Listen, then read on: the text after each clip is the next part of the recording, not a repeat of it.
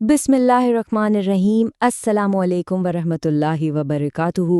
मेरी अजीज़ उम्मत, आज के इस तफसीली जायज़े में हम एक ऐसी अज़मत वाली दिन की बात करने जा रहे हैं जिसकी फ़जीलत को शब्दों में बयान करना शायद हमारे बस की बात ही नहीं। हम बात कर रहे हैं 9 ज़िलहज यानी यौम अराफा की। ये सिर्फ़ एक तारीख़ नहीं है दोस्तों, बल्कि एक ऐसा रूहानी सफ़र है जिसका तसव्वुर ही दिल को नूर से भर देता है। चलिए इस मुक़द्दस मौजू की गहराइयों में उतरते हैं। अब ज़रा गौर फरमाइए, क्या इस ज़मीन पर कोई ऐसी जगह, कोई ऐसा दिन है जो हूबहू मैदान हश्र का आईना हो? जब हम इस बारे में सोचते हैं तो रूह कांप उठती है। और इसका जवाब है अराफात का मैदान। यही वो वाहिद मंजर है जो हमें क़यामत के उस दिन की याद दिलाता है, जहाँ लाखों इंसान एक ही जैसे सफ़ेद अनसिले लिबास में, एक ही हालत में अपने रब के हुजूर खड़े होते हैं। ना कोई बादशाह, ना कोई फ़कीर, सब एक बराबर। यहाँ आगे बढ़ने से पहले एक छोटी सी उलझन दूर कर लेते हैं। हम लोग अक्सर 2 लफ्ज़ों में थोड़ा कंफ्यूज हो जाते हैं, अरफा और अरफात। देखिए, अरफा एक वक्त का, एक दिन का नाम है, यानी 9 ज़िलहज का वो मुबारक दिन। और अरफात उस मुकद्दस जगह का, उस मैदान का नाम है जहाँ दुनिया भर से हाजी जमा होते हैं। इन दोनों की अपनी एक अलग बेमिसाल अज़मत है। अल हज्जुल अरफा, इन मुबारक अल्फाज ने हज की पूरी रूह को वाज़े कर दिया है। हमारे प्यारे नबी हज़रत मोहम्मद सल्लल्लाहु अलैहि वसल्लम ने फरमाया कि हज दरअसल अरफत ही का नाम है। इसका सीधा सा मतलब समझ लीजिए, अगर कोई शख्स मक्का में मौजूद है, तवाफ़ कर रहा है, लेकिन 9 ज़िलहज को अरफत के मैदान में नहीं पहुंच सका, तो उसका हज मुकम्मल नहीं होता। यहाँ खड़ा होना हज का सबसे बड़ा रुकन है। इस मैदान की तारीख देखिए। इंसानियत की शुरुआत, हमारे वजूद की दास्तान यहीं से जुड़ी है। जबल रहमत यानी रहमत का पहाड़, ये कोई आम पहाड़ नहीं, ये वो मुकद्दस ज़मीन है जहाँ हमारे सबसे पहले वालिदैन हज़रत आदम अलैहिस्सलाम और सैयदा हव्वा रज़ियल्लाहु अन्हा जन्नत से ज़मीन पर आने के बाद, सालों की जुदाई के बाद दोबारा मिले थे।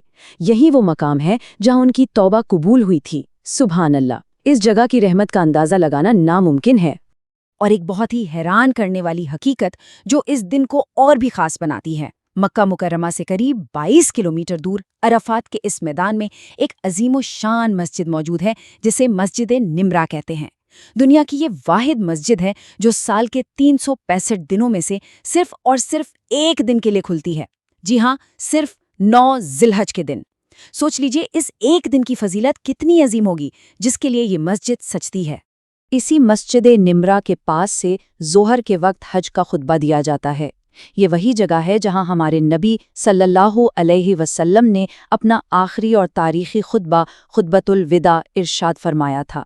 यही वो मैदान है जहां उन्होंने पूरी इंसानियत के लिए बराबरी, हुकूकुल इबाद और ख़ासकर औरतों के हुकूक का एक ऐसा मुकम्मल निज़ाम कायम किया जिसकी मिसाल आज तक पूरी दुनिया में नहीं मिलती। और इसी दिन आसमान से वो अजीम आयत नाजिल हुई, अल-यौम अकमलतु लकुम दीनकुम व अतममतु अलैकुम निअमती व रदीतु लकुमुल इस्लाम दीना। यानी आज मैंने तुम्हारे लिए तुम्हारे दीन को मुकम्मल कर दिया, तुम पर अपनी नेमत पूरी कर दी और तुम्हारे लिए इस्लाम को बतौर दीन पसंद कर लिया। यह कुरान मजीद की सूरह अल-माइदा की आयत है। क्या ही अजीम मौका था जब दीन इस्लाम हमेशा के लिए मुकम्मल हुआ। खुतबे के बाद तमाम हाजी ज़ोहर और असर की नमाजें एक साथ मिलाकर अदा करते हैं और फिर आगाज़ होता है वक़ूफ़े अरफात का। ज़ोहर से लेकर सूरज डूबने तक ये दिन का सबसे जज्बाती हिस्सा होता है। लाखों लोग 2 सफ़ेद चादरों में लिपटे आसमान की तरफ हाथ उठाए रो रो कर गिड़गिड़ा कर अपने रब से माफ़ी मांग रहे होते हैं। ऐसा लगता है जैसे वाकई सब क़यामत के दिन अपने रब की रहमत की भीख मांग रहे हों। इस मकाम पर हदीस पाक का बयान दिलों को हिला देता है। अल्लाह ताला आसमान दुनिया पर फरिश्तों के सामने फ़ख्र से फरमाता है, ए फरिश्तों, देखो मेरे इन बंदों को, दूर दराज से बिखरे बालों और गर्द में लिपटे ये मुझसे मेरी रहमत मांगने आए हैं। मैं तुम सबको गवाह बनाता हूँ कि मैंने इन सबको बख्श दिया। सुभान अल्लाह।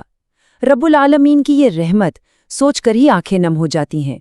लेकिन जहाँ एक तरफ अल्लाह की इस लामहदूद रहमत की बारिश हो रही होती है, वहीं दूसरी तरफ एक शख्सियत बुरी तरह टूट जाती है। वो है शैतान। शैतान अरफात के दिन जितना रोता है, जितना जलील होता है और अपने सर पर खाक डालता है, उतना किसी और दिन नहीं करता। کیونکہ وہ دیکھتا ہے کہ اس نے سالوں کی محنت سے انسان سے جو گناہ کروائے تھے، اللہ نے ان سب کو ایک ہی پل میں دھو کر صاف کر دیا۔ جیسے ہی سورج ڈوبتا ہے، ایک نیا سفر شروع ہوتا ہے۔ عرفات میں سورج غروب ہوتے ہی بنا مغرب کی نماز پڑھے تمام حاجی مزدلفہ کی طرف نکل پڑتے ہیں۔ یہ ہے اللہ کے حکم پر مکمل اطاعت۔ وقت مغرب کا ہے، لیکن حکم ہے کہ آگے بڑھو۔ مزدلفہ پہنچ کر ہی مغرب اور عشاء دونوں نمازیں ایک ساتھ کھلے آسمان کے نیچے ادا کی جاتی ہیں۔ یہی تو اصل بندگی ہے۔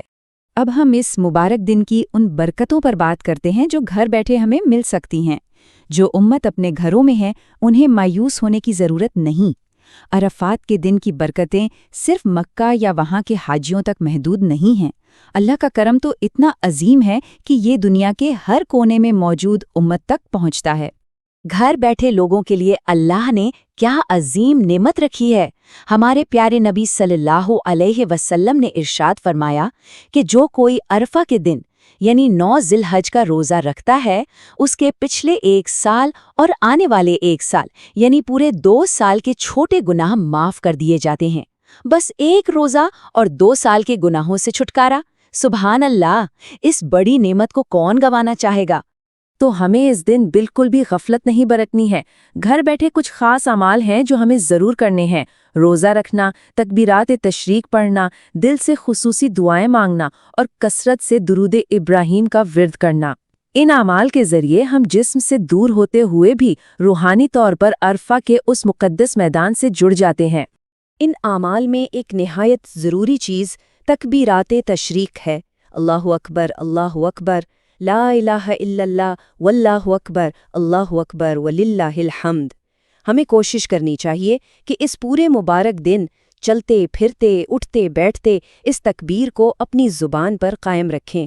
یہ اللہ تعالیٰ کی بڑائی اور کبریائی بیان کرنے کا سب سے پیارا طریقہ ہے۔ اور پھر نبی اکرم صلی اللہ علیہ وسلم نے فرمایا کہ عرفات کے دن کی سب سے افضل دعا وہ کلمہ ہے جو انہوں نے اور ان سے پہلے گزرے تمام نبیوں نے پڑھا۔ لا الہ الا اللہ وحدہ لا شریک لہ لہ الملک ولہ الحمد وہو علی کل شیء قدیر۔ اس رزیم کلمے کو ضرور یاد کر لیں اور اس مبارک دن اس کا خوب ورد کریں۔ یہ توحید کا سب سے خوبصورت اظہار ہے۔ اس کے ساتھ ساتھ 2 ایسے عظیم کلمات ہیں جو زبان سے ادا کرنے میں بہت ہلکے ہیں مگر اللہ کو بے شمار محبوب ہیں اور قیامت کے دن میزان یعنی ترازو میں پہاڑوں سے بھی زیادہ بھاری ہوں گے۔ سبحان اللہ و بحمدہ، سبحان اللہ العظیم۔ ہمیں اس چھوٹی سی مگر بے حد طاقتور دعا کو اپنی روزمرہ کی عادت بنا لینا چاہیے۔ اپنے رب کی پوری حمد و ثنا کے لیے تیسرا کلمہ بھی کثرت سے پڑھنا بہترین ہے۔ سبحان اللہ والحمد للہ ولا الہ الا اللہ واللہ اکبر ولا حول ولا قوت الا باللہ۔ اس ایک کلمے کے اندر اللہ کی پاکی، اس کی تعریف، اس کی توحید اور اس بات کا مکمل اقرار شامل ہے کہ ہر طاقت اور قوت صرف اور صرف اسی ذات کی ہے۔ اور اس دن کے روحانی سفر کو مکمل کرنے کے لیے اپنی ہر دعا کی قبولیت کے لیے درود ابراہیم کا اہتمام لازمی کریں۔ دعا کے آغاز اور آخر میں جب ہم نبی پاک صلی اللہ علیہ وسلم پر درود بھیجتے ہیں تو ہماری وہ دعا زمین پر نہیں رہتی بلکہ اللہ انہیں آسمانوں تک اٹھا لیتا ہے اور شرف قبولیت عطا فرماتا ہے۔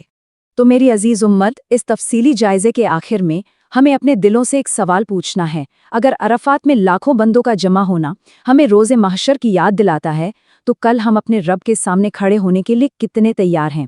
آئیے سب مل کر دعا کریں۔ یا اللہ، جو اس وقت میدان عرفات میں حاضر ہیں ان کا حج قبول فرما۔